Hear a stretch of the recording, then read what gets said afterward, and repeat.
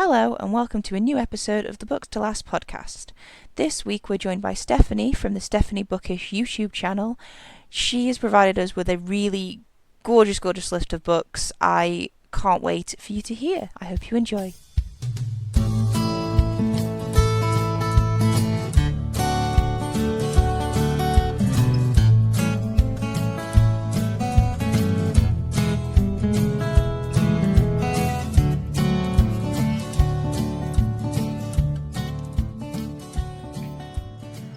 Steph, welcome to the Books Last podcast. How are you doing today? I'm good. Thank you for having me. How are you? I am good. Yeah, just a little bit tired. Have you been up to much today? No, it's only 11. I did go to the grocery store to pick up some oat milk because I was out, but otherwise nothing much. I always forget with the with time zone because I feel like because I sort of message friends in America a lot, and I'm always like, oh, so how's your day been so far? And they're like, it's not even lunchtime yet, but it's going pretty good. And I'm like, oh yeah, no, it is. It's like nighttime here. I've done my entire day now. Yeah, it's time zones are weird. I have a really good Mhm. friend in Australia, and like her time zone is technically like time wise, I think she's only a few hours behind me, but she's a day ahead. So, like, she'll be talking about what she did on Friday, and I'm like, "What do you mean? It is Friday." But it's not for her.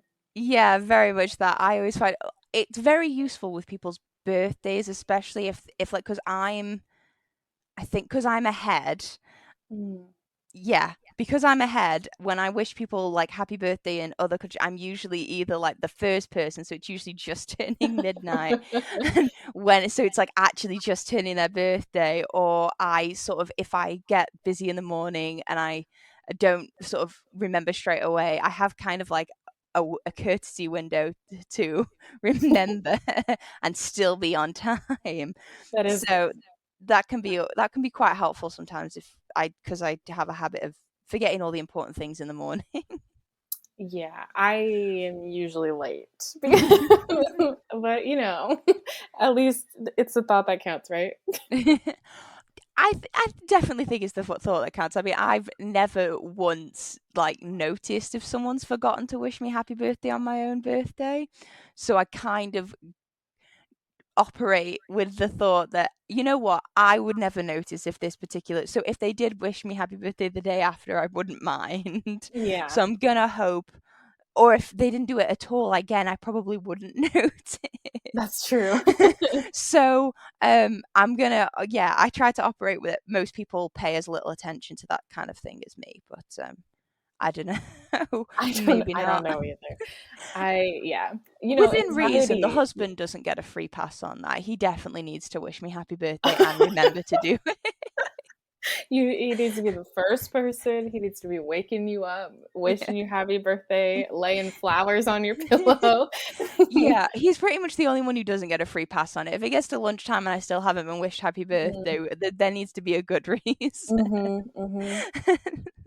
Yeah, I can um, but yeah, just always good. But yeah, time zone's kind of weird with imagine. with that one, but good for giving you extra time to remember people's birthdays, I guess. So, are you reading anything at the moment, and what do you think of it? I am. I actually am marathoning the Diviner series, which I should have that video up this week, I guess. Yeah, sometime this week because I'm on the last book and I am shocked at how much I love this series. Like I really love it. It's so good. Have you read it before? I haven't. Who is it by? Because Divina sounds familiar, like really familiar. It's by Libba Bray. Liver Bray. Sorry, that was me opening chocolate because I have not eaten very much today. Um, Okay. and yeah, so I'm pregnant, like Yeah. like quite a lot. So I've got to the point where I just can't miss meals because Yeah, otherwise otherwise the baby notices and registers right.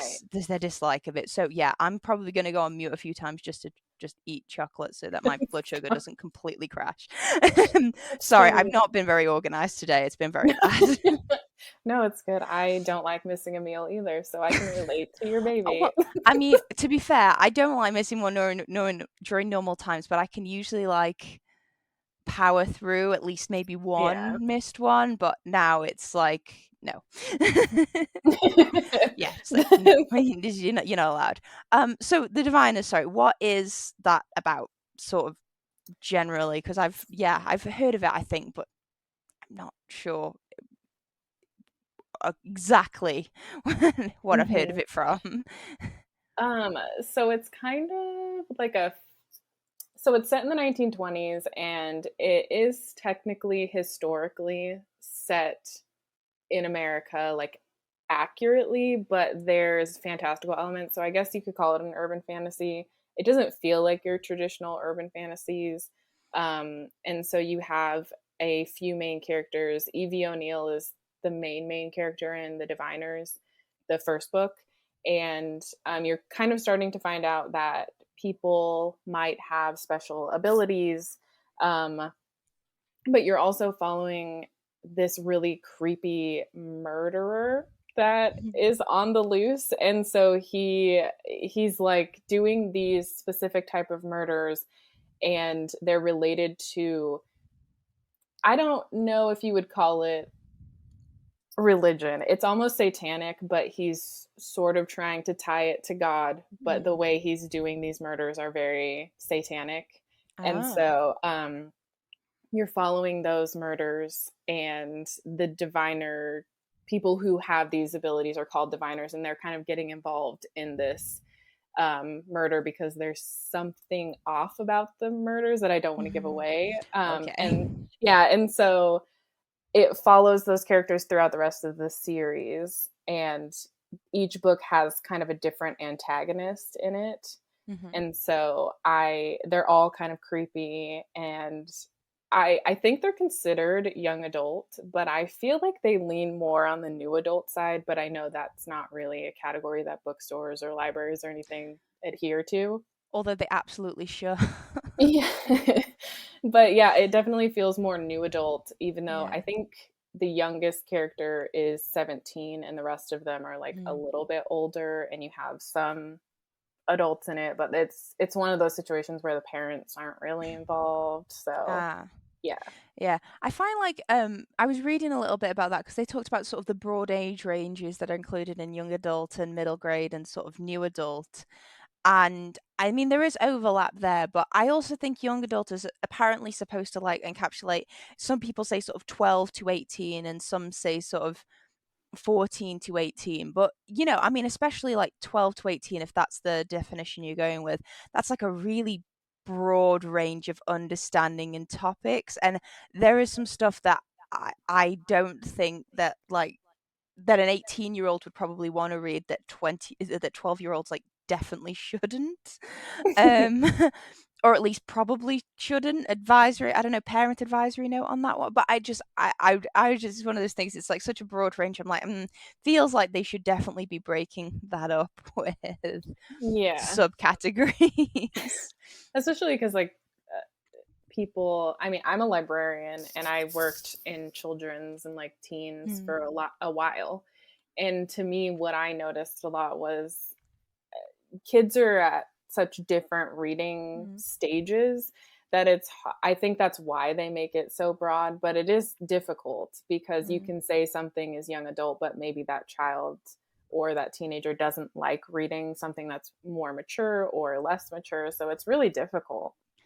Yeah, I'm getting into the sort of nebulous sort of reading age Mhm. category with the kids in my, so I've got a younger brother he's just turned 6, and he is quite so his teachers say he's quite progressed in his reading, so he can read stuff that's for a few years above him. And then we've got sort of younger toddler sort of age kids that like books, and they like the scene, the picture books. And I mean, my nephew absolutely loves books. He'll just constantly be bringing you, like, if you let him and you sit there, he will just keep bringing you different books, and he will sit on your lap and he'll make you read them to him. And then when you finish it, he will he will flip it over and start it again, and just have you read the exact same thing to him over again. But I remember I was trying to find a book because I buy all the kids' books for Christmas, whether they want them or not, because that's just what I do. Because Same. nobody else buys them books, so I just buy them books Same. anyway. And my 6-year-old brother, I was looking in this sort of that age range of like Waterstones, and I was trying to find something for him, and I was really iffing it because I knew he read above his age, but I was like, I still don't know what reading level a Yeah. 6-year-old has. So I ended up getting him Dogman because That's I remember my husband saying that he loved Captain Underpants when he was younger. And I was like, yeah, this is the same people. I looked inside. I was like, I could feasibly see Braden being able to read this, or at least with his mum, and his mum could help him. So yeah, yeah. it was one of those things, but it's kind of it was easier when they were like babies because I knew they weren't reading it. I knew their parents were reading it to Right. I them. mean, I guess the good tool that libraries have and schools have is there's and so I don't know how it is for you, but in America there's a AR reading, and so it's like an accelerated reading program, and each book, if you scan it into that program, it'll tell you the reading level of that book. Mm-hmm. So the kid and the parent should know where their kid is at based off of how they're doing in school. And so Mm. that's an easy way of doing it. But like, I don't know how many bookstores know that. Yeah, Not, it's I feel like a lot more books should come with at least like reading levels on, at least especially ones that are designed for, I suppose, anyone under under the age of maybe like 12. I yeah. feel like or young, or maybe even 16, I don't know. I just feel because a lot of, in the same way that like you don't get age ratings kind of like movie ratings for Hmm. sort of content on books, which I can understand. There's probably reasons for that, from like a publishing point of view. I don't know. I think specifically books. If only to make Christmas shopping easier, like Yeah, if that's for true. no other reason, to make it easier for people who want to buy kids books, That's true. but When I was aren't trying, kids. yeah, when I was trying to buy my nieces and nephew books when before I ever Mm. was like working in a library or knew anything about reading levels, I would just be like, "Huh, this looks good." They might like it. I don't know. Yeah, I found it easier buying books for my cousins are a bit closer in age to me, so sort of in their sort of teens. So because I know what I was reading when I was their age, because I can't really cast my mind quite as far back to what I read on my own when I was sort of 6 or 7. But I do remember specifically what I was reading when I was in secondary school. I am very much going down the same route of, okay, so I'm buying Riley Percy Jackson because he is at that age when I read Percy Jackson, so he's going Hmm. to read it too. And it's kind of easier once they get to that point. And they also kind of have defined tastes as well, whereas at the moment I'm kind of trying to influence tastes. Yeah, you got to give them Mo- the taste. yeah, exactly. So whereas like I've got a cousin who's very into manga, so it's like I sort of go on BookTube and that sort of thing, and I try and take recommendations from people who know more about manga than I do. I particularly like, and then I'm trying to just sort of convince the other kids that they're into fantasy books so that I can use my own expertise at that point. That's what I did with my nephew because my nephew and I are actually pretty close in age. Mm. And so when I would like love a fantasy series, I'd be like, "Here you go, Isaiah, read this." And at the time, we were very close, so he Mm. would read whatever I gave him. But now I don't really know if he reads. Mm. I don't, he's like 21 now, so I don't know if he reads. I've got like they're all boys, so I, especially like with my cousins who are a little bit older, I know that they're not massively into reading, so I kind of take it really, really upon myself to like try and find something that I know they're gonna that they Mhm. might like, because I know there's like a huge drop off in reading in sort of young boys, isn't there? At a certain point, it just completely drops off, and they drop it a lot quicker than girls do. And I mean, my cousin's 17 and he's at college, and I just I keep I keep telling him just like you really should be reading, and he's like, why? And I'm like, because it develops empathy, and you want to go into a public services role, and it's just fun, and it's better for you than playing on your computer. So you should just do it. Just trust me. Yeah, that's fun. um, yeah, but trying to find the right book is the issue with that one. Sorry, that was a bit of a tangent, but I did want to actually cycle back very quickly to the Diviners because you mentioned Okay. about a murderer in it, and so do they sort of kind of do it from their point of view, but also keep it secret as to who it is, or do you follow? No. No, you follow from the people who know about it. Yeah, so you know who the murderer is from the very beginning, and Ooh. you get like small excerpts of his perspective to a degree. Like it's not now that I'm thinking about it, I never paid attention to the fact if it's in first person because it follows different characters, but I don't think it's in first person. Mm. It's definitely not now that I think. Yeah. So, yeah, you don't really get like his perspective, but you see what he's doing. Oh. You don't know why though. So that's the thing. You see what he's doing, but you don't know why.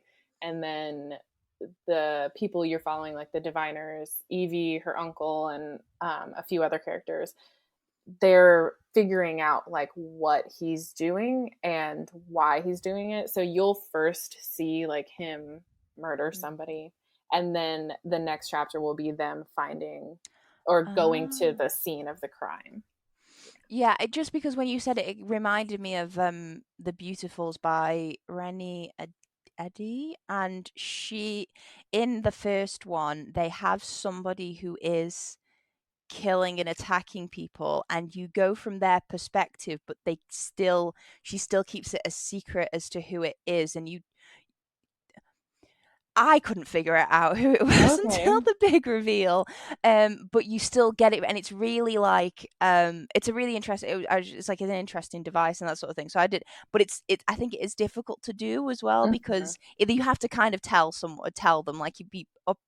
So it's kind of like what's it called, dramatic irony. So as the Right. reader, but obviously the people don't. But yeah, just I do find it interesting that you sort of get to see, almost sort of get to see both sides, the goodies Yeah. and the baddies chasing each other.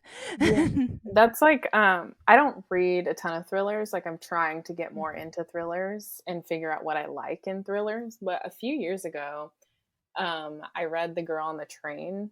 And I think that that was done really well because you got two perspectives. So you got the perspective of the woman who is the girl on the train who thinks she witnessed a murder. And then you get the perspective of the girl who actually does get murdered. But there are things in her storyline that are held from you that makes the reveal really satisfying. So I really I've liked. I've never read The Girl on the Train, but it's one of those books that you've definitely seen like in every bookstore everywhere. Yeah.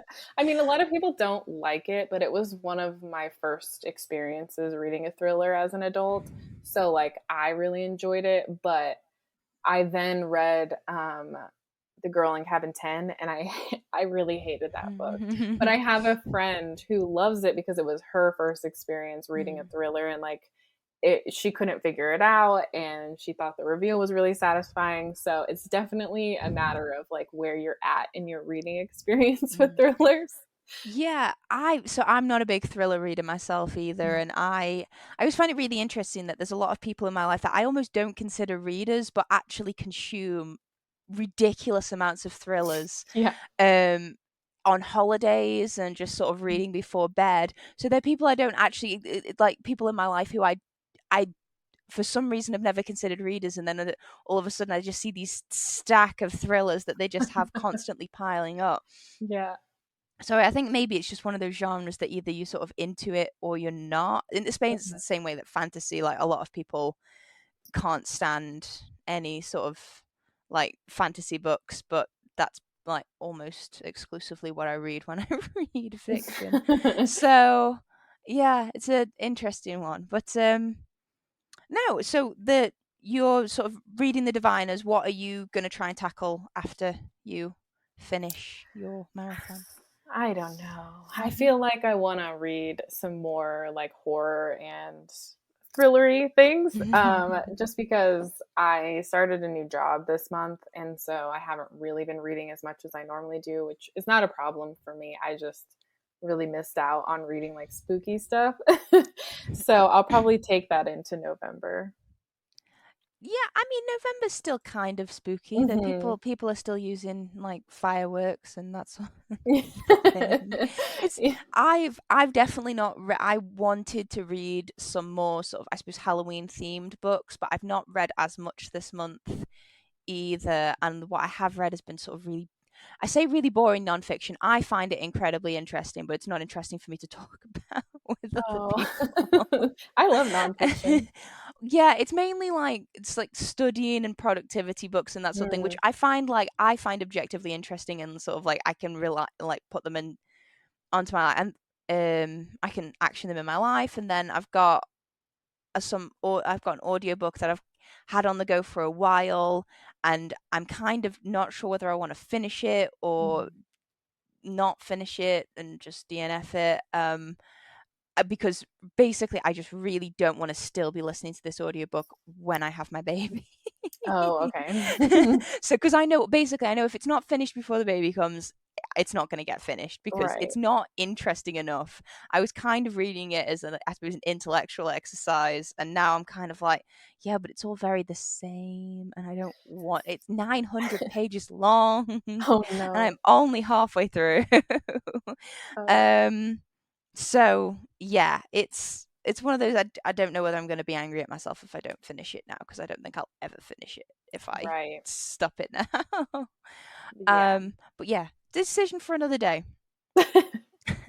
But speaking of reading books, Mhm. for any listeners that don't know, the Books Lost podcast is the podcast that challenges book lovers to pick the only 5 books they can take with them when cast away to a mystery remote location. So the 5 books they can't possibly live without and could read over and over, or just 5 books they like, because realistically, what are the rules in life anymore? There aren't any. So, um, with as always, our guest gets to pick their mystery remote location. So, Steph, where would you like to be cast away to with your 5 books?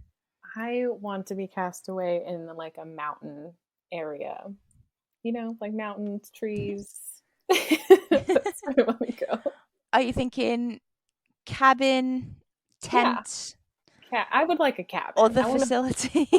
I'd like a cabin just so that I could like feel a little luxury. Very nice log cabin then in Mhm. the mountains with some trees. Yes, yes. Sounds like a picturesque location to go reading books. I Whenever someone says mountain to me at the moment, I've recently saw it was one of those images of rock climbers who get the tents that just hang. They set them up and then they're just like these triangle tents and they just hang off the side of Oh whatever they're no. climbing, and they're like suspended. And I remember looking at I was looking at this one particular video of it, and I just remember thinking I would not be able to sleep. Every slight breeze, I would not be No. able to sleep in that. With my anxiety and the way that I think about things, no, that would never work for me. I was like, I was like, I am never going to trust my ability enough Mm-mm. to tie knots enough to ever trust anything. Some people really are just living on the edge of life. They're living right next to death. It's like I don't understand. Yeah, pretty much. Um, but we are going to have a nice, secure cabin that's on Mhm, solid rock ground, far mhm. from any ledges. Yeah, I'm fine if it overlooks a lake. That'd be Yeah. cool. That'd be nice. Yeah, nice picturesque scenery that is Mhm. nowhere near cliff faces. Right. That's what we want. So I mean, without further ado, what's the first of your 5 books that you'll be taking with you to your cabin? Okay. This first one was difficult because it's from a series, and I just wanted to pick one from the series, and so I picked Jade Legacy by Fonda Lee, which is the last book in the Greenbone saga. Yes, I okay. So the only reason I know about this book. Well, I mean, other than the fact that like it's very popular on in my particular circles on the internet, even though I've not read it, is I think did Illumicrate just do fancy Yes. versions? Yes, they just did fancy versions of it, and I got lots of emails asking me if I wanted to buy them. And even though they are very nice, I was like, no, I'm having to just buy special editions of books that I've read, even though I would like to own those.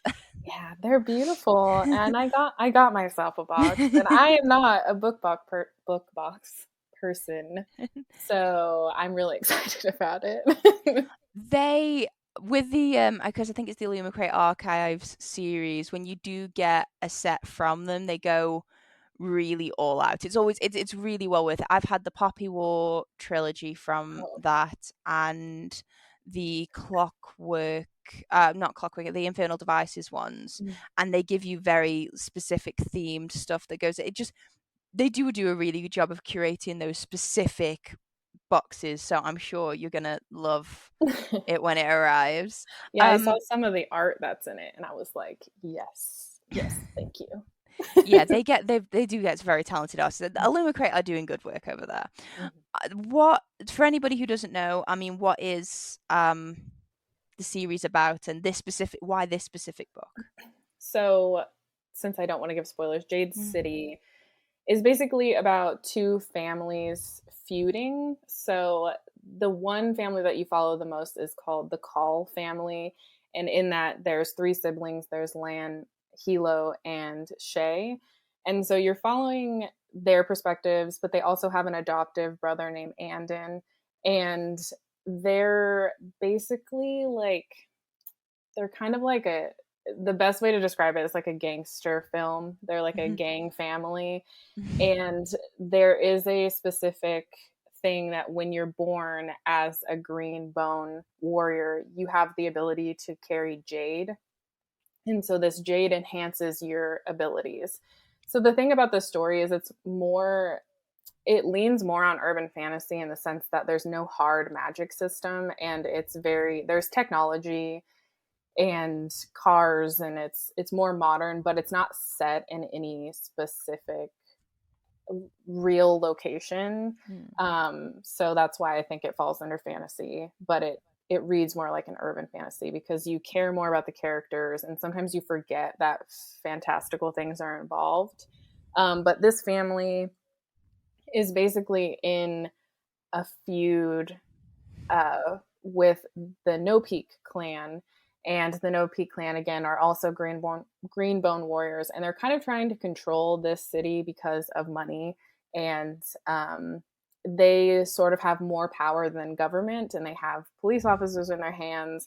But the way that the city is designed, its different locations are for different clans. And so if they go into the wrong location, they have the possibility of getting killed. So it's just these clan wars, and it starts to really get political as you keep going through the story and into different books. But the first book, you're really just getting introduced to this family, how this world works, and like why Jade is so important. Jade Legacy is the last book in the series. I'm not going to give any spoilers for it, but it's the most like far-reaching in terms of the politics, the world building, and the character development. And there's a specific character in this series that people either, when they first read it, they either love this character or they hate him. I hated him. But he had one of the best character arcs that I've ever read in a series. And I just think I picked Jade Legacy because while objectively speaking, Jade City is probably my favorite of the series. I do think that Jade Legacy, when you're going into it, you already know the characters, you already know this world, but there's still this surprise of like new politics, new characters that are kind of getting introduced, but you still get to see a lot of growth from your favorite characters. And it made me sob like a baby. So there's that. Always good when especially the last book of a series, because that usually is the one that sort of it's tied so much together, and there's so much like emotional investment involved that's usually the one that gets you if any of them do. Yeah. um I love the mix of sort of political intrigue and I suppose I don't know, is it like gang stories with, or clan stories Mhm. mixed with fantasy is always really interesting. And I do, to be honest, I think I'm quite partial to like a nebulous kind of city location that Mhm. isn't actually a city, but you can kind of see where they're drawing the inspiration from. I Yeah. know, I mean, I've read like different fantasies where you can tell that this specific city is supposed to be like, I don't know, Paris or Venice or somewhere else, or New York or some others, and but it's not. It's they've Yeah. kind of got the sort of elements to give you that vibe, but it's not. And I think Six of Crows does that because it's not. I'm pretty sure it's not a real real place where it's set, but it's very like it's Amsterdam Okay, yeah. essentially. um so yeah, I think I probably prefer that to actually naming a real city, because it almost takes you kind of, I suppose it takes you out of the fantasy, but at the same time it feels less like I don't know, it's weird, it does both. Yeah. There are 4 books in the series, aren't there? There's 3 actually. 3, is there Yeah. is it a trilogy? Ooh. Yeah. So So, Jade oh, Legacy technically isn't even out yet. It comes out November 30th. I was just really lucky and got an arc of it and I read it immediately. It's the longest book in the series, and in my opinion, I'm usually like a fantasy series reader, and I typically finish series unless I don't like it. And I think that this was the best conclusion to a fantasy series that I've ever read. ooh, that's high praise. Yeah. I mean, but if you don't like this series from the beginning, I don't think the ending's going to be anything Yeah. special to you. But like if you already are kind of invested in it, I always say continue on with the series because each book objectively gets even better. And her writing, it just, it's so good. And her characters, if I don't know, I'm really attached. I mean, characters. I'm a very much character driven kind of person. Like I can forgive a lot of plot holes and Mhm. poor world building if the author has created characters that I genuinely care about. I can probably forgive more more than I probably should in a book when that sort of comes into play. So having great sort of character development and that sort of thing, and I suppose getting the conclusion is probably a satisfying way, because I imagine if you were to take the first one in the series and you couldn't take the rest, it would Yeah. it would always leave you kind of frustrated at the end of whichever book it was, because I know a lot of fantasy books love to leave you kind of in a cliffhanger with all of your characters stumbling about in the dust and you don't know what's going to happen Yeah, and next. Fonda does that, absolutely does that.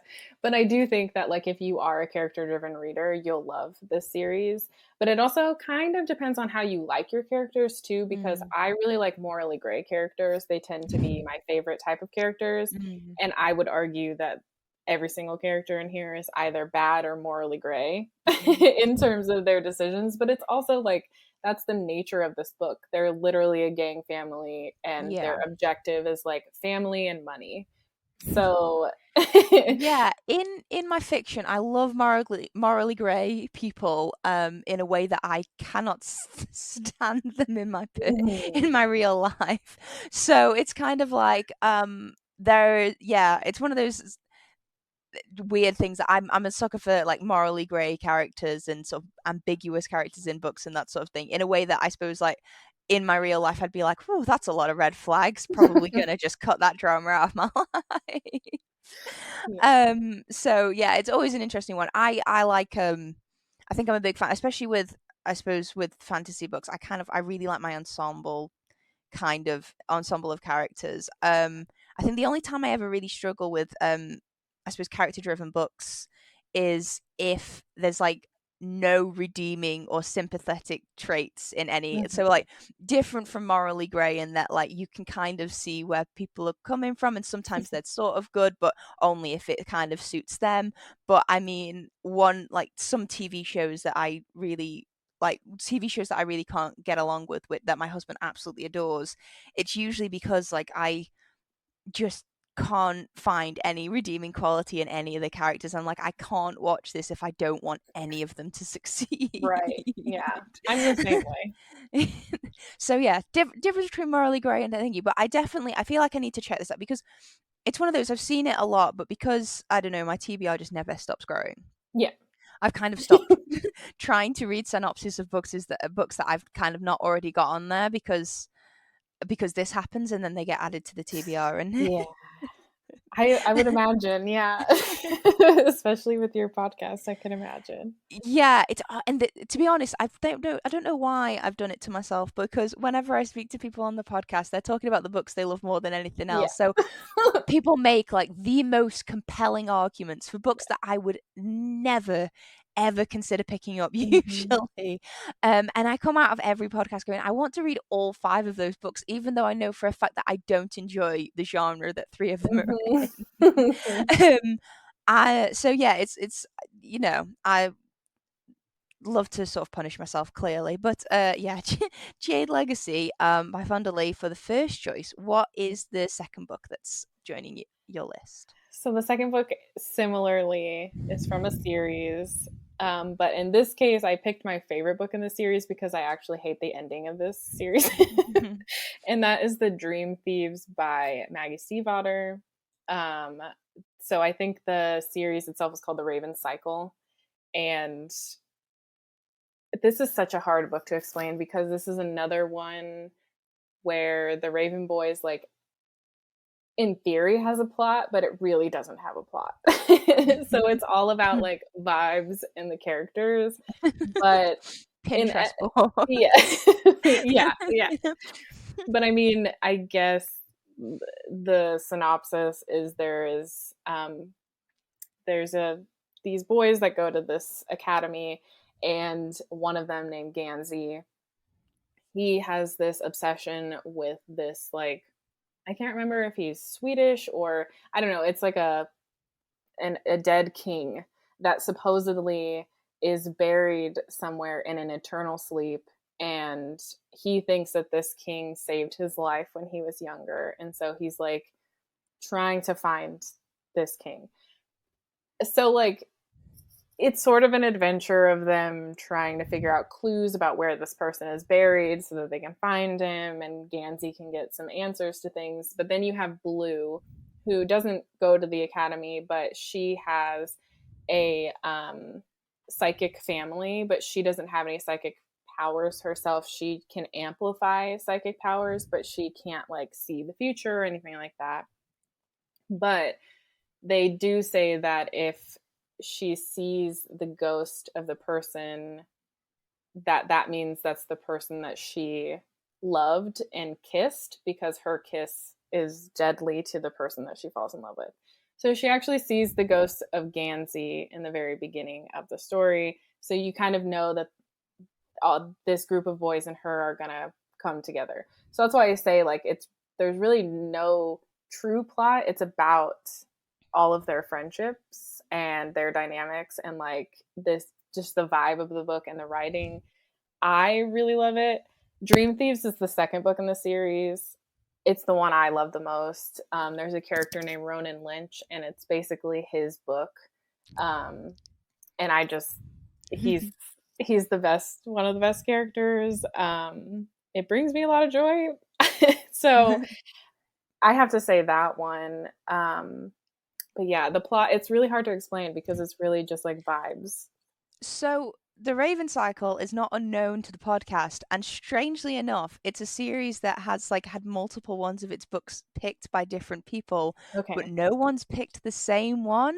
Oh, really? So I think you might be the 3rd or 4th person to pick a book from The Raven Cycle, but I think this is a different one to the rest. Yeah, I think it might have been like all different books. At least I can think of at least 2 other people who picked, or at least have brought it up on the podcast. Whether they picked it as an honorable mention or not, I'm not sure. But yeah, Dream Thieves is not an installment that's been picked so far. So yeah, it's one of those. I've never read any of Maggie Stiefvater's. I can see her name written down. I Mhm. cannot say it. I've never read any of her books, but I know she was like really. This series was quite popular when I was, I think, at school. A few of my friends read it, and it's got quite distinctive and very pretty covers and that sort of thing. But Mhm. it's more. I mean, character-driven plots and that sort of thing is good, and I kind of like the rogue characters like from X-Men. So Rogue can not quite as dramatic as Blue, but Rogue can't really like be in a relationship, and it's one of Yeah. those.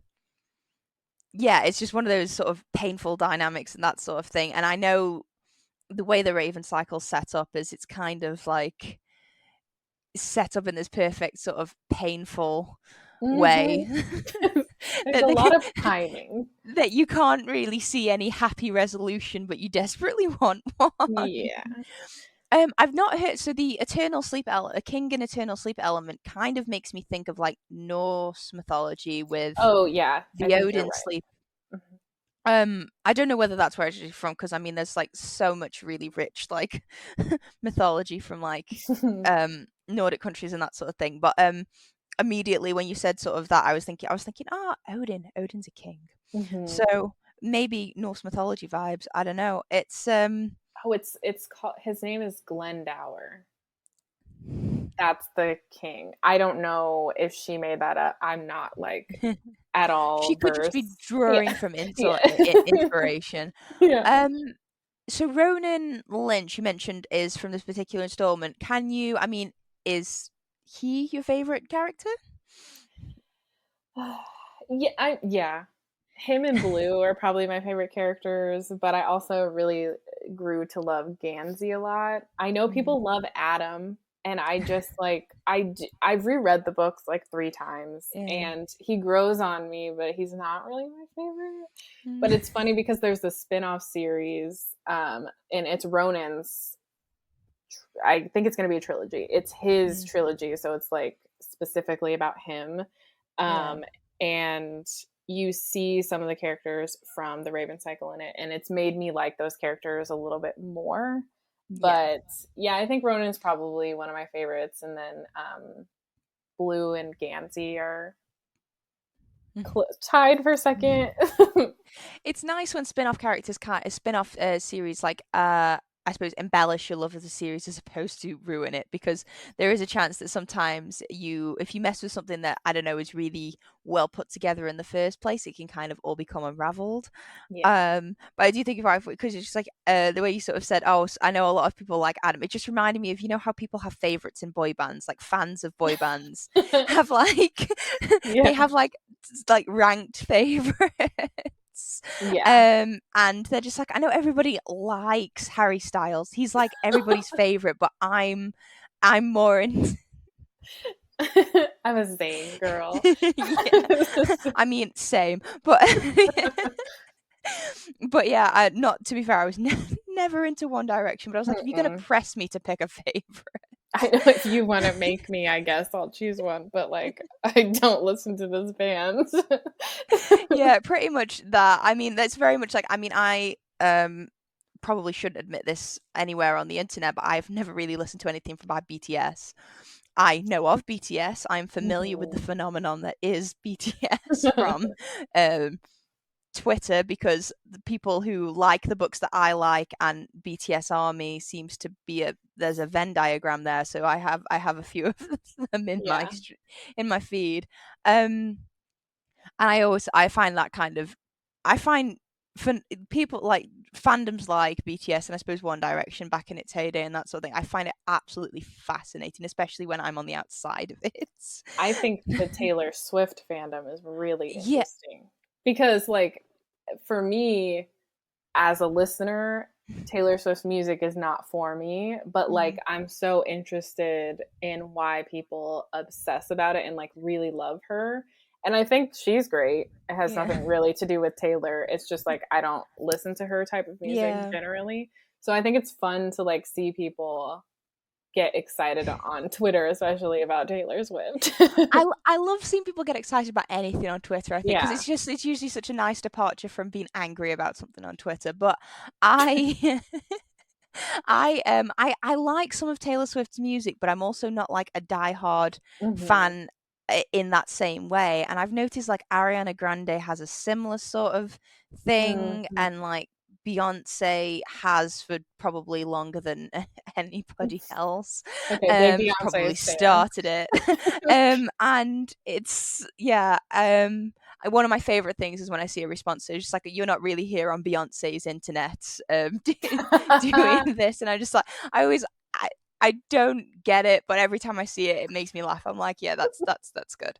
But yeah, I just watching fandom on Twitter, especially like when I am on the outside, because I mean, and it's the same with books, but specifically with music artists, because I feel like, I suppose, I don't know, they give you a lot less to work with like Mm-hmm. lyrics.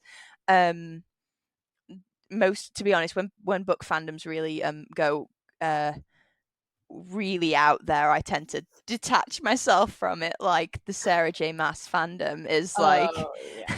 something I keep a strong distance between, because I've read her books. I can objectively sort of enjoy her books, but I can't get into the discourse on the No. internet. So actually Sasha from the Redheaded Reader just made a video about like comparing books to vegetables, and she was talking about how SJM is like carrots because everyone at some point or another has been terrorized by carrots. I lost it. It was so good. You should watch that video. It's so funny. I actually, yeah, no, I absolutely need to check that, because yeah, but books, but if they were vegetables, that's amazing.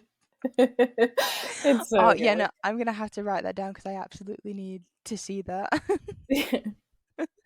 um, so yeah, so Dream Thieves from the Raven Cycle. Are all of the books on your list in series? Do you think? Do you know, or are you more into there's series or standalones, or?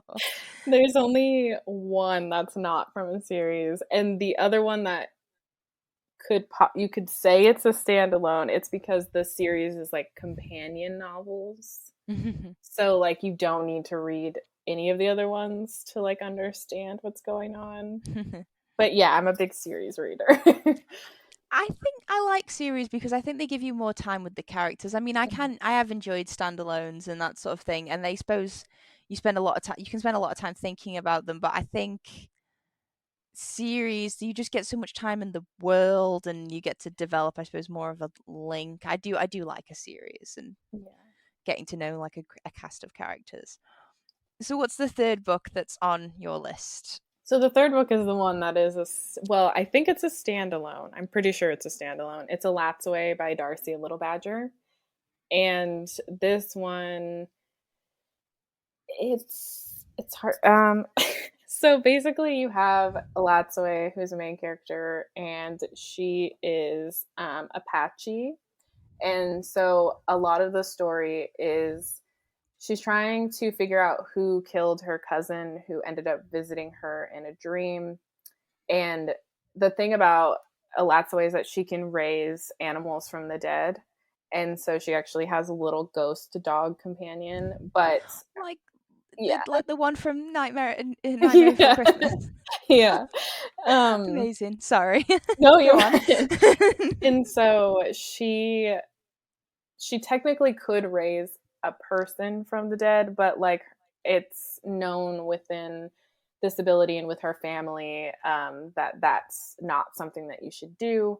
And so her cousin did visit her in a dream to tell her that he was killed, and he did tell her who did it, but she doesn't know like really who this person is and why her cousin was involved with this person. But the cool thing is that this world is like I guess it's kind of like an urban fantasy because it is set in America, but in this America, like monsters, quote unquote, roam free, and not all of them are bad. So like there are vampires and there are werewolves, but they're not all of them are the bad creatures that we sometimes associate vampires and werewolves and stuff to be. So she goes on this journey with her parents and one of her best friends to figure out why this person killed her cousin. And along the way, from what I know about it and like the research that I did, it actually follows Apache storytelling Oh that, wow. yeah, because the author is also Mm. Apache. And so it follows that traditional ways of storytelling, and you get a lot of stories from Elatsoe's grandmother, who she calls the Great Six, who also had the same ability as Elatsoe.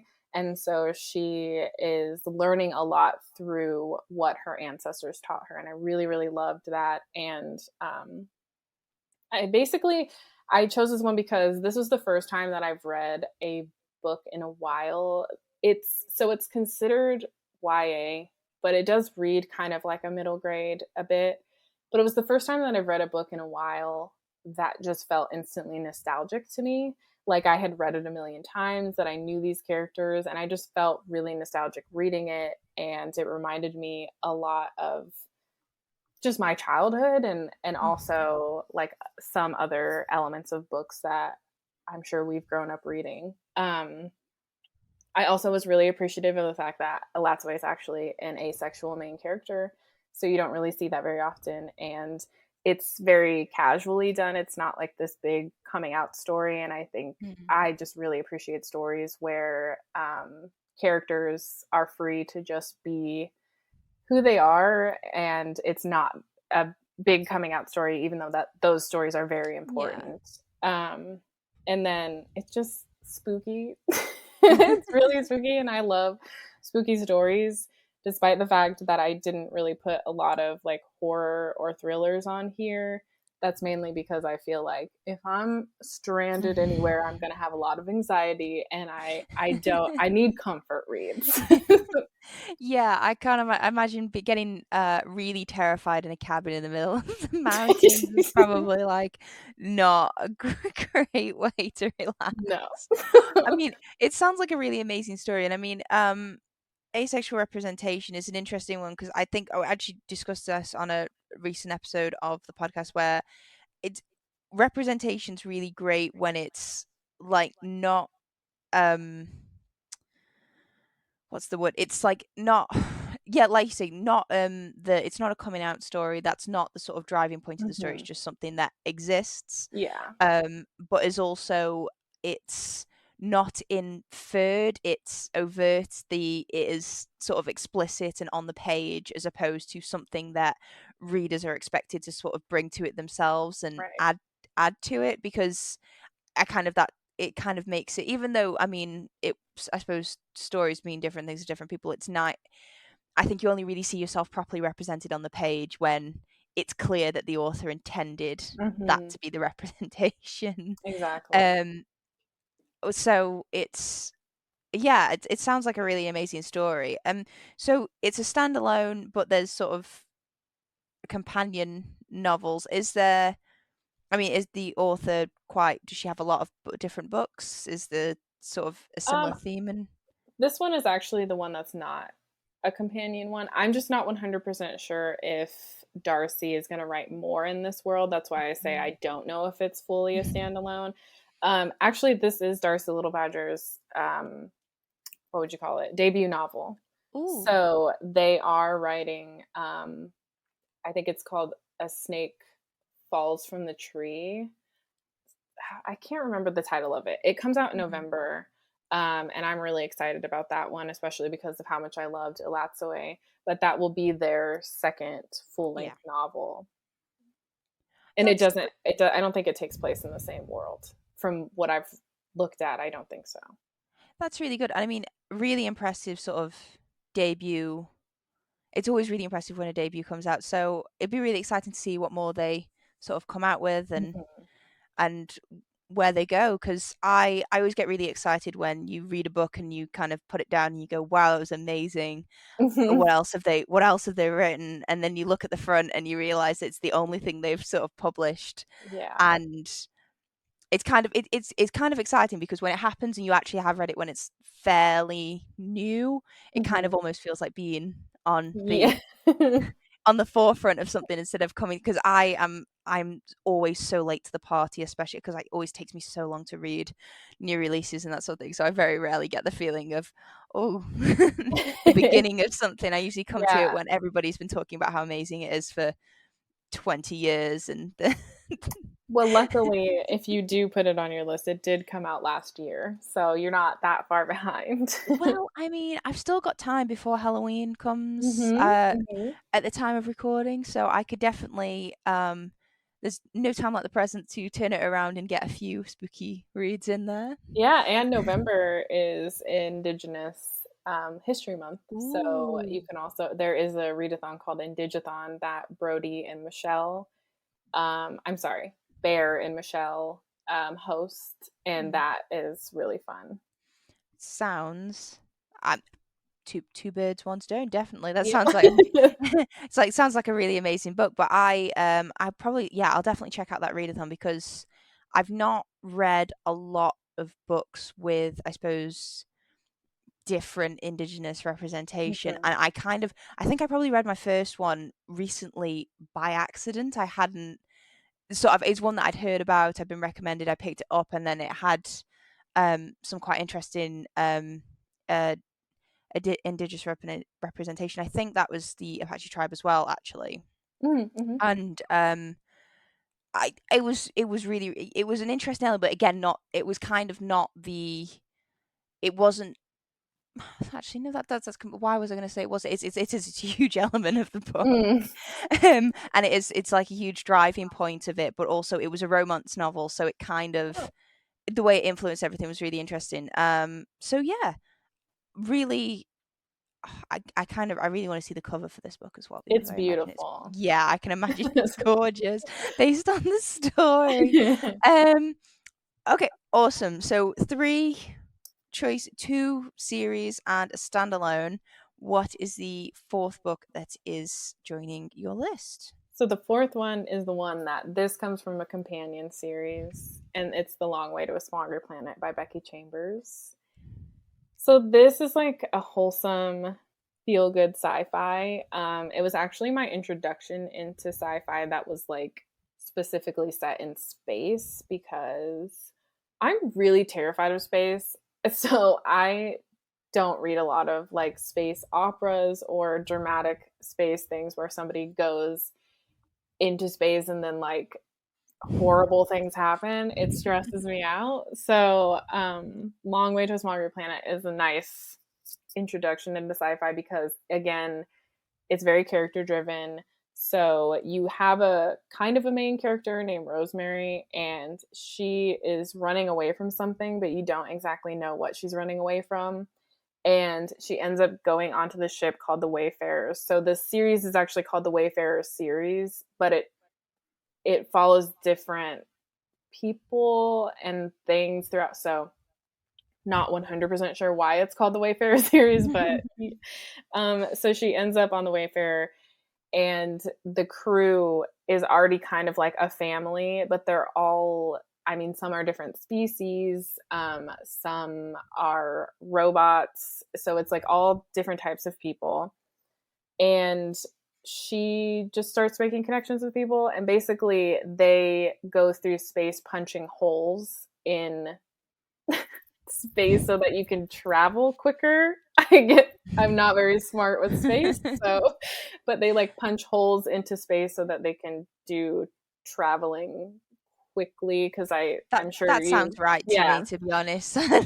So that's what they do, but along the way there's a lot of like messages about essentially bigotry and like the way that we treat people and how humanity kind of has a way of repeating itself even in space, and it doesn't matter if you're like a person or a completely different species, like the language that we seem to all speak is bigotry and like war. Hmm. But this book is sort of trying to show the humanity of people and like how we can relate to each other regardless of like the differences that people are often scared of. Hmm. And so you see that within this group of individuals because they become a family, and an unlikely family because they're all technically so different and come from different cultures and have different ideologies about things. um, it's also really funny and witty, and like there is a romance in here that I surprisingly was rooting very hard for.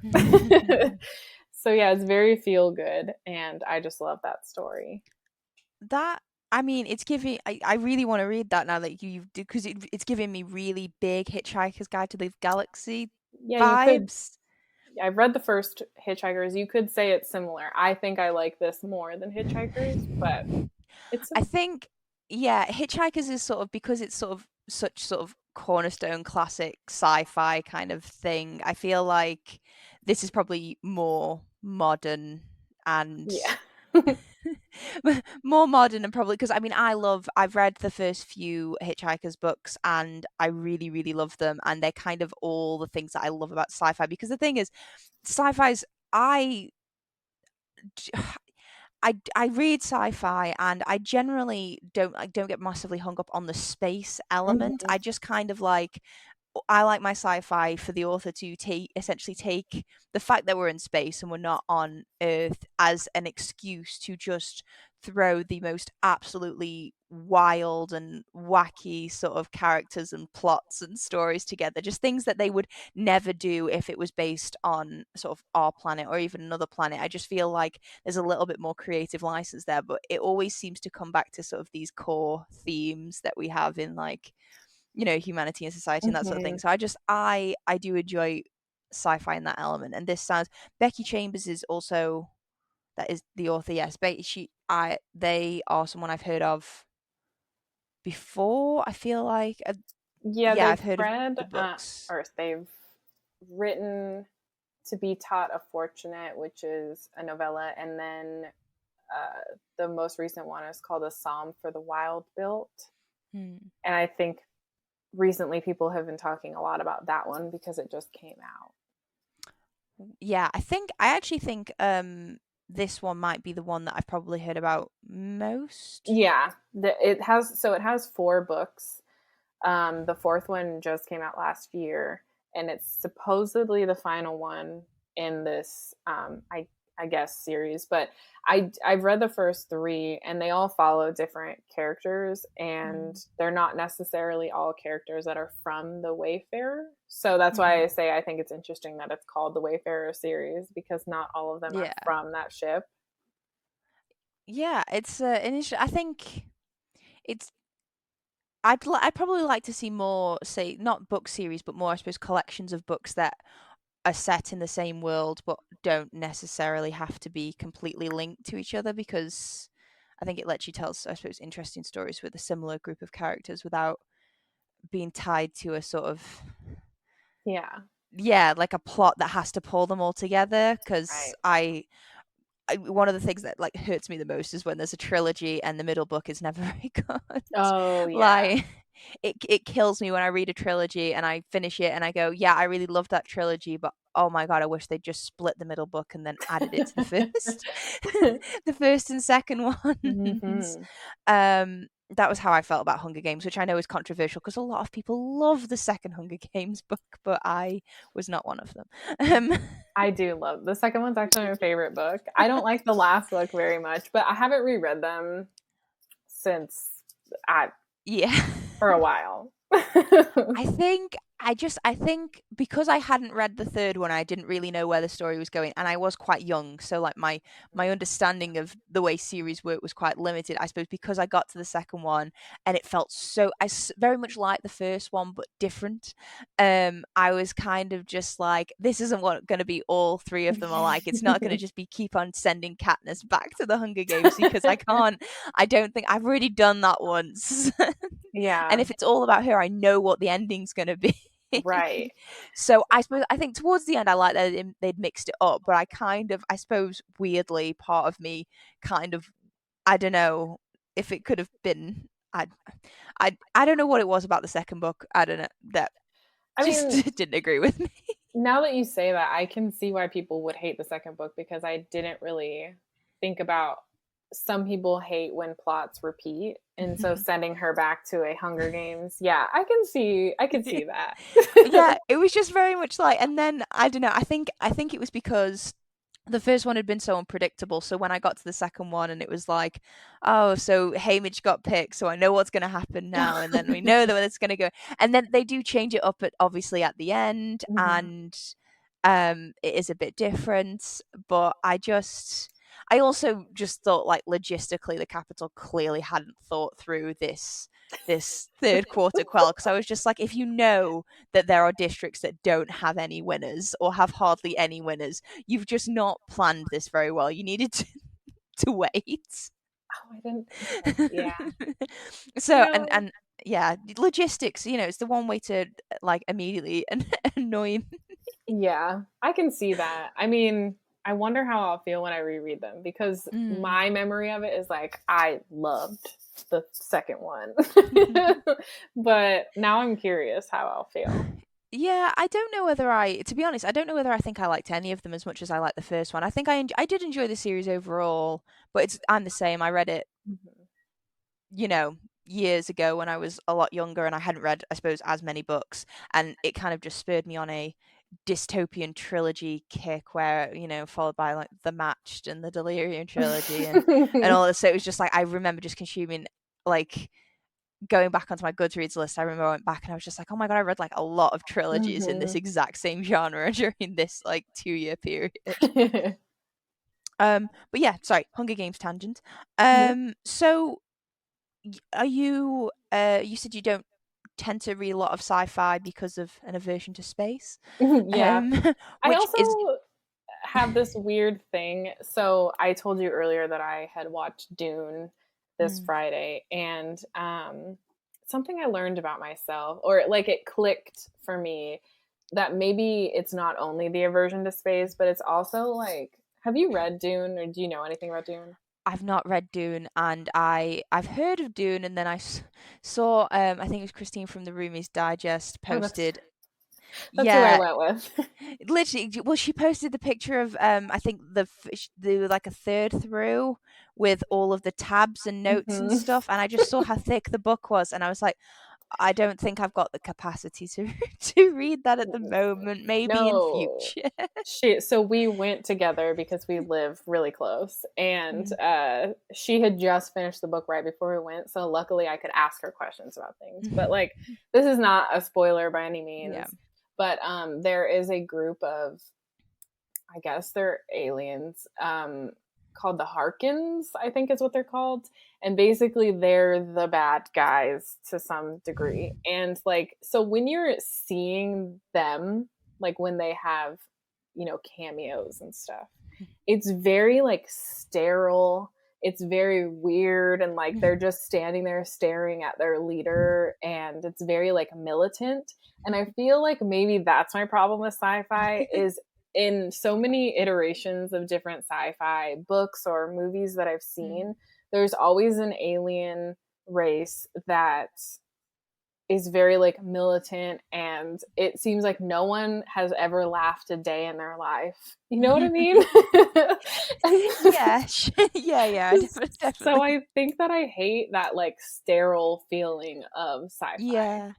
I suppose that's I mean, maybe I'm not. That's not my bag either, because even though I know exactly what you're talking about, Hmm. especially based on sort of sci-fi films that I've watched, all of the sci-fi I seem to enjoy has like a Guardians of the Galaxy vibe, where it's Yeah. just sort of like laughs and people like in a spaceship, just just Yeah. driving around, It's actually flying hilarious. around, whichever adjective you use for a spaceship. It's actually hilarious because I like Guardian of the Galaxy, but I don't remember his name. He's the one that's like the muscly dude that's kind of hilarious, but like he's definitely Drax. okay. Yeah, Yeah. he's in Dune, but he's playing a Oh. serious role. And I, as soon as he came on screen, I started kind of laughing because I was like, wait, this doesn't Yeah, compute.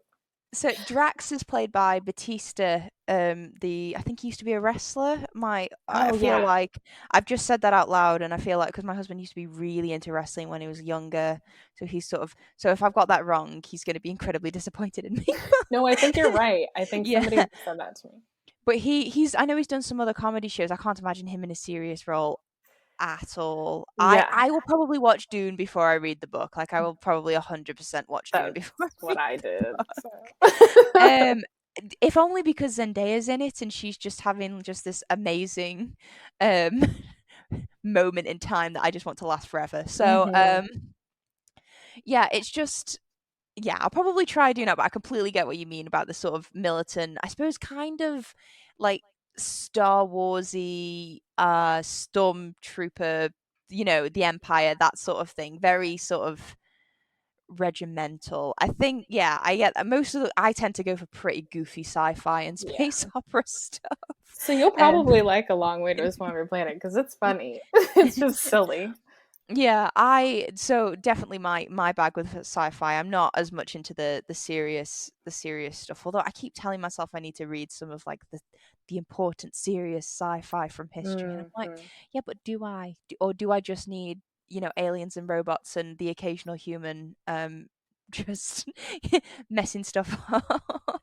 Yeah, I mean, for me, like I always knew I wasn't gonna read Dune, and I had like a fleeting interest in it when the trailer came out, but like the movie confirmed for me that like unfortunately there's like a white savior complex that's happening in this book and this Yeah, movie. So to me, I'm not really interested in that, but cinematically the movie is stunning. Like it's a yeah. beautiful movie, but there are things that they're questionable.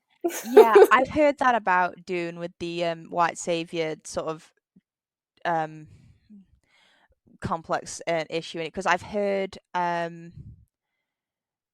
because it's quite it is quite, I suppose, old. Mhm. It's definitely not a new book, and um in the same same way that all of our classics from all genres have these really problematic sort of tones. I know it's definitely not escape from that, and I think it's I whenever I've seen, because I know people have been reading it recently because Yeah. of the film, a lot of reviewers I've seen have kind of been sort of caveating their reviews with, I don't agree with these sort of things, but it's one of those. It's like if it because it is, I suppose, as old as it is, and they've, I suppose, updated it as much as they possibly can with the film. Right. It's whether you want to invest that much time reading something that ultimately is just there is, I suppose, better books to read Yeah. that don't have the same elements that are written by people who aren't, a old white dude, because that's what most what that is Yeah. sadly that is what most sci-fi is, Yeah. which is kind of, and I definitely saw some criticism because they obviously, because they're doing a film, they're doing all of the special editions of the books and that sort of thing, Right. and they're dedicating like entire walls in bookstores to this one specific book, Yeah. and yeah, it's not, yeah, not not 100% necessary, but I think I'll probably give the film a go at some point, maybe not in theaters because I don't seem to be going to the theaters, and the closer I get to my due date, the less I want to go to the cinema. Also, I'll tell you, if you're really sensitive, I don't know if it was just the theater that we were at, but if you're really Yeah. sensitive to sounds, it Mhm. was so loud. And I Yeah. usually can handle like loud It was almost overwhelmingly loud. So I would just keep that in mind. Yeah. That's solid. Maybe I'll wait until it's on the streaming services and I I'll think it's watch it in the actually comfort. already on HBO. Ooh, okay. I see. I don't. I feel like I need to get HBO because I feel like there's a lot of stuff on there that I watch. So I probably should get that. But yeah, I'll wait till I can access it legally and safely at home.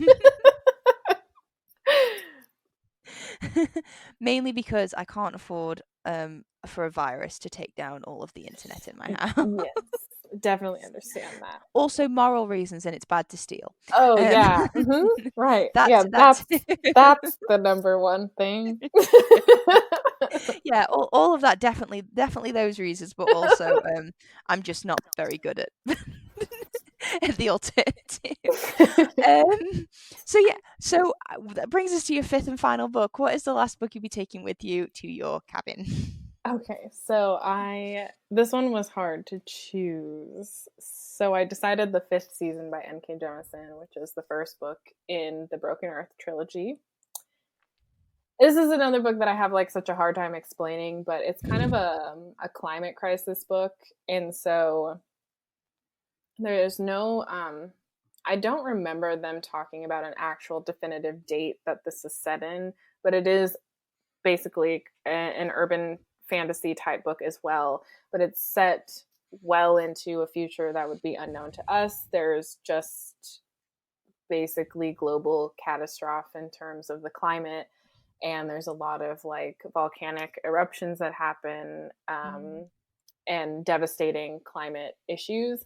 But so they call them seasons because each season lasts for years and years, and so they're in their fifth season, and you're following a main character who, she's a mom, and she's basically come home to what she thinks is her husband killing her son, but her husband's gone and her daughter's gone, and so she goes on this journey to try to find them.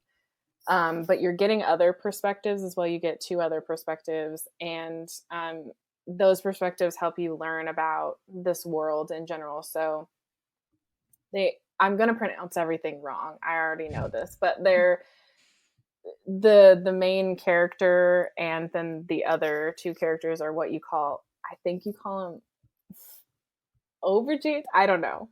I don't know how to say it, but they're a type of person who can wield magic that helps the earth. Like it's earth magic basically. Oh. So they technically they could be the reason that these catastrophes are not as bad, but they're ostracized in society because people think that they're actually the reason that these issues are happening.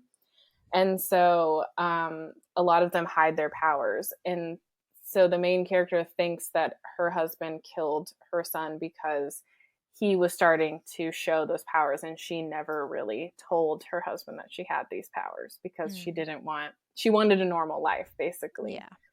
And so you go on this journey with her and the other two characters, learning about this world and the magic system. But again, it's almost kind of like an urban fantasy in the sense that it's not like a strict magic system, and there isn't necessarily any technology or anything like that. It just doesn't read like fantasy as we know it, because it's not like a royalty fantasy or anything like that. It's very different than anything I've ever read. But also I'm like being kind of vague because I went into it not knowing a whole lot about it, except for that the writing style is unconventional in the sense that some of the different perspectives have different, like, I think it was third person, and then there's one where it's in the you, like the person is speaking to somebody and you don't know if they're speaking to the reader or if they're speaking to another character.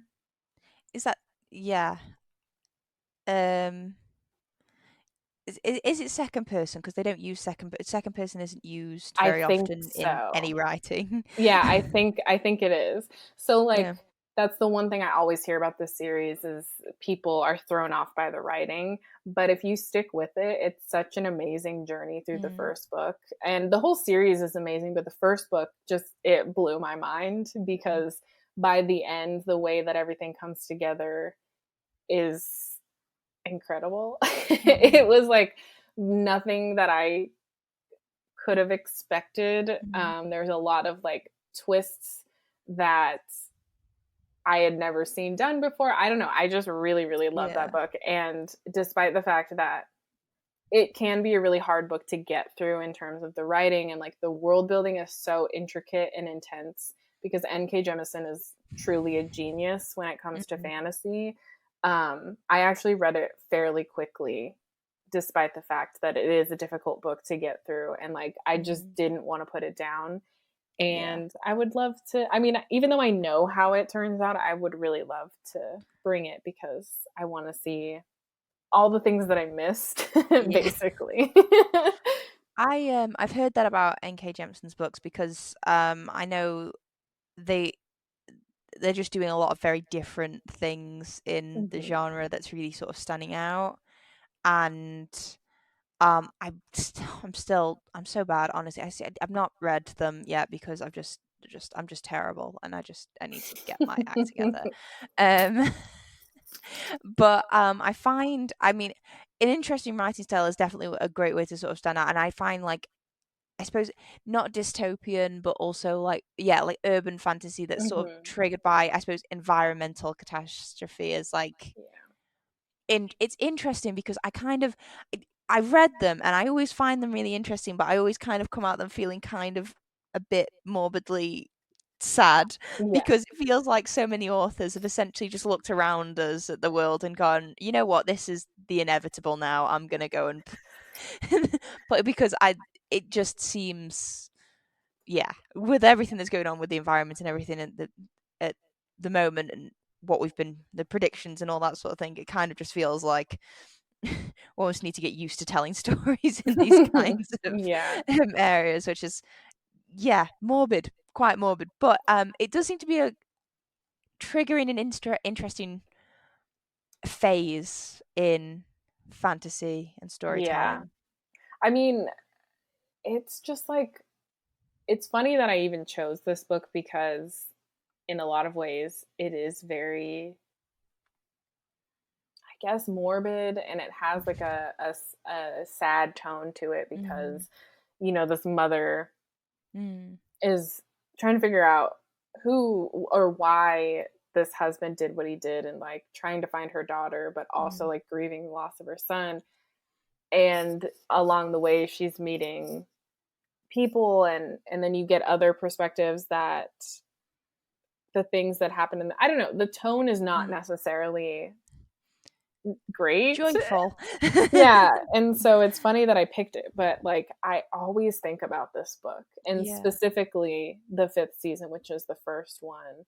I always think about it, and especially like the way that it comes together and the characters Mm. that you meet, um, and even the way that it ends, even though it technically ends Mm. on a cliffhanger, it was just Mm. like such a good ending. It's interesting to have a protagonist as well who is, a mother and married, and I suppose like adult and established and that sort of thing, as Mhm. opposed to, I mean, a lot of a very common sort of, I suppose, in obviously with when being used to reading a lot of YA fantasy like I am, it's kind of gotten to the point where I'm starting to gravitate more towards books with protagonists like that because I'm no longer at the stage of my life where I can really relate to 17-year-olds as Yeah. much as I used to be able to as a 17-year-old. It just I don't find the stories with, I suppose, the younger and finding their way, even though it can be like I do occasionally come across characters, I do find them less relatable, which is fine. I don't have to relate to a character or have anything in common with them Right. to enjoy the book, but it's interesting to have, like, I suppose, especially a mother's perspective explored, because it does feel like that's usually where they end women's stories in books. It's like, Yep. okay, so they've done all this exciting stuff and then they become a mother and then they never do anything interesting ever again. End of Yeah. story. Yeah, I mean, that is the one thing about this series that I think is so compelling, is that the character Mm. is in her 40s. Yeah. And so she's in her 40s. She's talking about getting older. Mm. She talks about how that's affecting her Mm. powers, and like how she feels like maybe she won't be able to accomplish certain things. But yeah, I mean, I feel like the fifth season to me really made me question why we don't have more older women as Mm. protagonists, because it's not a secret that like women get aged out of everything Yeah. at a certain age. Like, I mean, there's that whole thing about once you are past your 20s as an actor, like Mm. you're done basically, unless you Yeah. want to take certain types of roles. I mean, I know that's changing, but then you see models, they're all young, and it's like, we really value youth. And so I think that this was a really Yeah. great story because people are people. It doesn't really matter what age you are. Your life is not always dictated by like age, Yeah. like milestones that you hit at certain ages. Some people don't hit those same milestones Mm. the same way. So I really like that it questioned that. Yeah. I find it interesting, this glorification and sort of obsession with, I suppose, like your 20s as an Mhm. age, sort of. a time in your life, just because I feel like in the same way that, I mean, I really hated it when I was younger and adults would tell me that, my school years were the best years of my life and that sort of thing, just because I just remember thinking this can't be as good as it gets, because that is just, I No. can't think of anything. Just like I'm expecting to be on this planet for what, another 60, 70 years. I've got to Mhm. work for almost all of them. I was like, you can't possibly be telling me that these few years where I'm just doing exams and dealing with petty drama Right. is the best time of my life. You've got to be wrong. You've got to be you've got to be remembering your childhood wrong. Honestly, I did not like high school, and my early 20s were not good either. So I'm like, I don't know if this is the best time of my life. I don't take it back, please. I don't want. Exactly, but I think there is like in a way, especially because I mean, these sort of the most recent generations are doing things at different times of their lives than the generations before them Mhm. because of the world we've been left with. Um, so it's all coming like milestones and big life monuments and that sort of thing, or whichever. It all comes at sort of different times and priorities are changing. So I don't know, maybe they'll get over this obsession with being like under 30, but Yeah. we'll see. It'll be nice to see. I don't know, is it Gen Z? Yeah, Gen Z, they seem to be fixing everything. I They can did sort it out. just say to my partner yesterday, we were watching Hulu and I have the ads, so we were watching the ads and I said, it's really refreshing to now see ads where there are plus size people, there are people that have Mm, wrinkles or gray hair or they're older or like you're seeing mm. fine lines and it's not just like really skinny photoshopped young women. Yeah. I mean, it still happens, but I Oh, feel yeah. like they're definitely pushing towards that more let's see Yeah. real people. Yeah, definitely. The shift is been good to watch in that one. I think one of the ones that's really stood out to me recently, which it wouldn't have stood out to me probably if I hadn't been going through it myself, is because I'm pregnant. I have like apps and I get a lot of adverts for things for pregnant women and expectant mothers and that sort of thing. And um people seem to have accepted that heavily airbrushing and photoshopping photographs of people on, TV and social media and magazines and stuff. They've generally accepted that it's not a good thing for people Right. to be exposed to all the time. Even if people still do it, it's not considered like, I suppose, as morally acceptable as it was. And I have found it really disheartening and like actually quite jading to see how much airbrushing and sort of photoshopping goes on of like pho- photo, and how much like just the complete lack of diversity in photos Oh, of pregnant yeah. pregnant women or pregnant people on apps and that sort of thing. And I just, when I look at it, and it's like pictures of baby bumps and all that sort of thing, and I just look at it and go, but that doesn't reflect reality. I've known many people who've been pregnant, and I am now and I'm like, that's not what they look like. Mhm. And it's really, really, really frustrating. I bet. I suppose maybe made more frustrating by the hormones. That probably doesn't help either.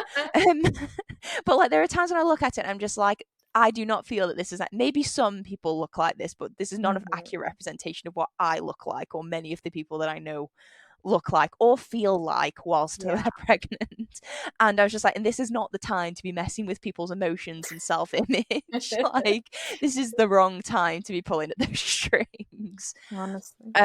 So yeah, but I mean, strangely, that is like, I was like, my sort of current time of life is kind of making the fifth season sort of appeal to me more than maybe it would have even like a year or two ago, because like I say, so many stories and fantasy novels, I don't know, like it just feels like once people become mothers they kind of get relegated to these side roles of occasionally providing food for the main characters. Yeah. And it's nice to see, yeah, people who've gone through that sort of role and time of their life and they're actually still capable and doing Yeah, stuff, and they're the that's main character. the main character in Yeah, their own story. That's yeah. it's nice to see. So I mean, that's a really great one to end your list with. If you wouldn't mind, would you mind just sort of quickly recapping all five choices for anybody who might be opening their local Oh, bookstore sure. website Sure. and want to order them all? So the first one is Jade Legacy by Fonda Lee, which is the third book in the Greenbone saga. The second one is The Dream Thieves by Maggie Stiefvater, which is the second book in the Raven Cycle series. The third book was Elatsoe by Darcie Little Badger, which I believe is a standalone. The fourth one is A Long Way to a Small Area Planet by Becky Chambers, which is the first book in a series of companion novels. And then the fifth book was The Fifth Season by N.K. Jemisin, which is the first book in the Broken Earth trilogy. A really awesome list.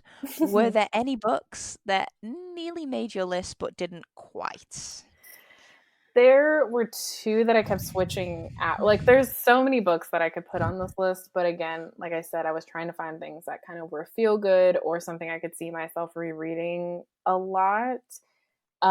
So one of those is actually, and it's funny because I don't really read much of this author in general, but this book, for some reason, I've actually already read it 3 times and love it, and that's 11/22/63 by Stephen King.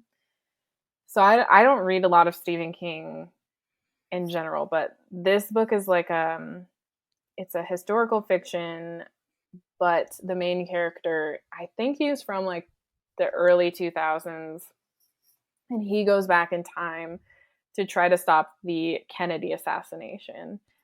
And so the reasoning behind it is because somebody that he knows in this town that he lives is dying, and his last wish was to stop this assassination. And he kept going back in time trying to stop it and was unsuccessful. So he asks Jake, the main character, to do it.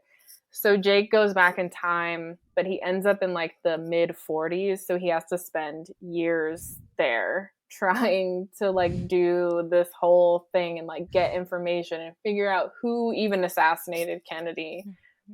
And so you actually get to see him live this life in the past. And it's very character driven. And he's just so interesting, I guess, because it's almost like a murder mystery with a weird twist on it, but also like a character driven thing where you're seeing him just live his life and deal with different things. And it's very interesting. I don't know why I love it so much, but I've read it Yeah. 3 times. America in the 40s is Yeah, a that's what I'm place. saying. Yeah, that's why I'm saying I don't know why I like it so much, because I typically don't even like historical fiction. Yeah. But I think it's because your main character is pretty aware that like America is messed up in Yeah. general. And so like for a character who's really self-aware and like aware of the political climate going into the 40s, I think it's interesting to hear his perspective on it, though I Yeah. wouldn't say that like Stephen King is this woke man by any means, but it was interesting to hear.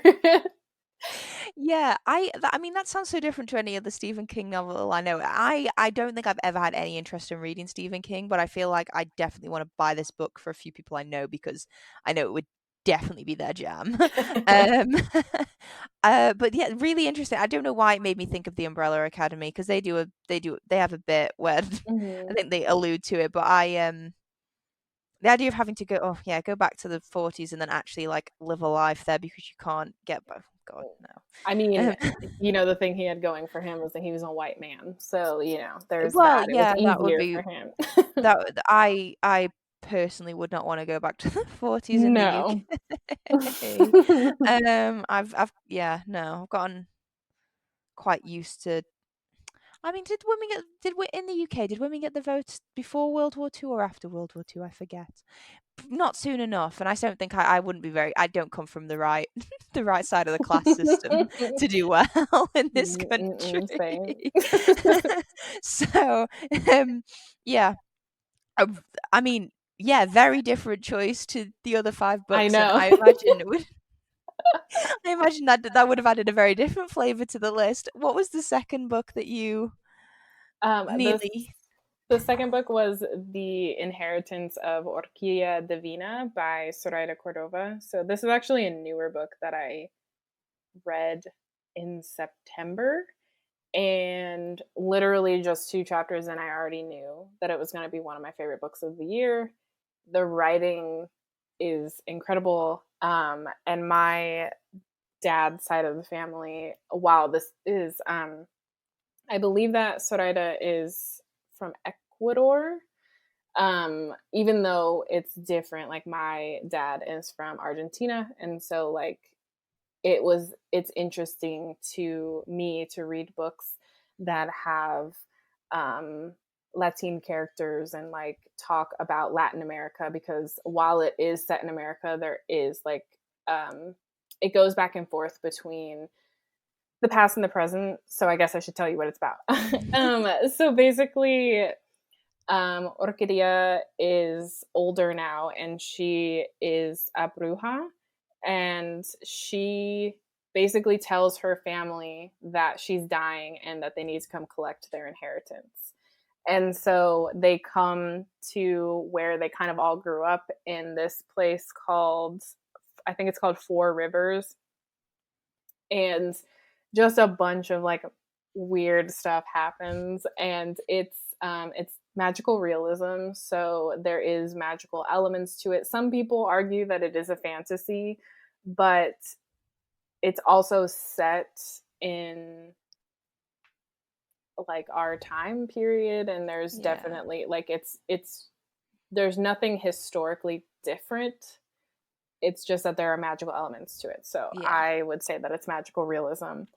um but you do get the perspective of Orquídea in the past, and like how she came to this moment in her life, and you also get the present where her grandchildren are dealing with this news and like dealing with what she's left them basically. And so when you are in the past, you're going through different areas of Latin America, and just like the storytelling and the history of this family, it's just like one of the most beautiful books that I've ever read. And I think that if anybody likes magical realism, which usually magical realism goes hand in hand with Latin America and Latin authors telling these stories, um, I think that if you like those types of stories, this is like one of the best that I've read in a while. It's just so beautiful. So that one, yeah, that one was, it was actually on the list for a really long time, and then it kind of switched because of the fifth season. But it definitely sounds like a beautiful book, and it sounds like, I don't know, it feels like it would make a really gorgeous sort of cinematic on-screen adaptation if mhm, someone wanted to sort of really, yeah, just I find that, especially, I mean, things that are set in Latin America tend to just be just, they just look amazing on screen as yeah, well. But it sounds like a really interesting one as well, because yeah, the passing of sort of a relative and inheritance is always it's mhm. an interesting topic. It's a loaded topic. It's got Well, I think it's the one thing that's like the most beautiful about this book too, besides like the given Mm, of the writing and like the imagery that it has, is just that there's like a really messy Latin family, and it's just mm. really beautiful to see that on page, and like to see this really messy family that deeply deeply loves each other, but also are willing to be like, you're an asshole, or to just like call each other out for the for things. And The best um families are honest with each other. yes, but like it's just so deeply rooted in family, and how that dynamic looks and how it has looked through the years for this generations of this family. And I don't know, I just think it was just really, really well done, and it's so beautiful. And I don't know, I think about it a lot. It's definitely one of my favorite books of the year. Well, it sounds wonderful, and you never know, you might be able to sneak it past whoever is The security got. guard. Yeah, you might be able to sneak it into some part of your luggage, and when we're going to your cabin, who knows? It's never know. Does it? What might slip through? So. Thank you so much for sharing your list. It was so much fun talking about all these books with you. If our listeners wanted to hear about more books you really like, or maybe books you didn't like, or hear more about your recommendations, where could they find you? You can find me on YouTube at Stephanie Bookish. It's 2 words. And then on Instagram, I do sometimes post about books. I've been bad about posting recently, but it is also Stephanie Bookish, but it's 1 word. And then I am on Twitter, but my Twitter handle is different. I don't really talk a lot about books on there, but if you wanted to follow me for some reason, it's Stephzilla. So it's STEFFZILLA. And that's where I talk about books. I think I was actually first introduced to you through Twitter, because I think we had sort of mutuals, and that's how I ended up following you, and that's how I sort of got onto your bookish sort of channels and that sort of thing. So I think you're well worth a follow on Twitter if anybody wanted some less book specific content. Yeah, I definitely post random things on Twitter. So yeah, my Twitter is sort of, my personal Twitter is like, even though I do tend to talk about books, I mean, I feel like I use it more for reading Reddit posts, like screenshots of Reddit posts, and other things, more so than books itself. Although I do follow books quite a lot on there. Yeah. So yeah, listeners should definitely go check Steph out on all those places. I really enjoy your YouTube channel as well, so I definitely recommend listeners go and have a look. If you wanted to find the podcast anywhere, you've clearly found it very effectively in podcast form, and you can follow it where all the good podcasts are found, and even not so good podcasts as well. And you can follow us on social media at Books to Last Pod on Twitter and Instagram. So yeah, folks, thank you so much for listening. Steph, thank you so much for joining us. It's been so much fun. Thank you for having And me. you're more than welcome. And until next time, bye for now. Bye.